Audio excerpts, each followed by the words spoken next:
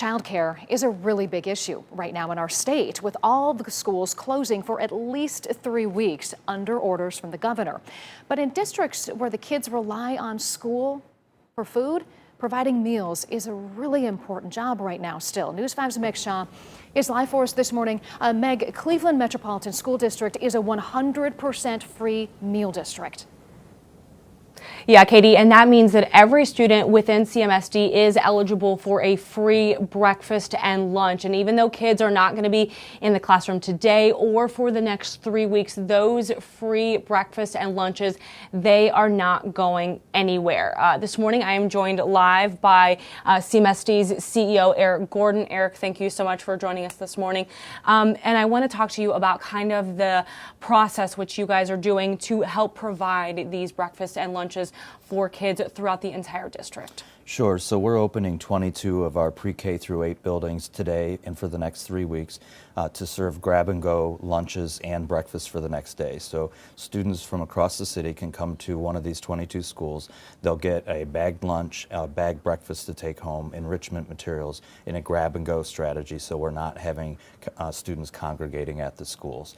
We're also offering shuttle service to those schools from all of the district's pre-K 8 buildings also, and this is eligible for any 18 or younger citywide, regardless of whether you attend CMSD. Okay, and that's amazing. One of the things you and I have talked about this morning, this is not going to be easy for so many families in your school district. I mean, how are you handling this, and what advice can you give for families?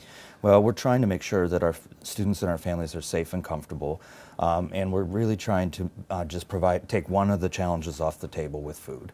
Our families are often the frontline workers that we're relying on in this critical time in healthcare and in cleanliness, and so one of the things we can do is make sure that their children are fed. Absolutely. And last question for you here this morning, Mr. Gordon.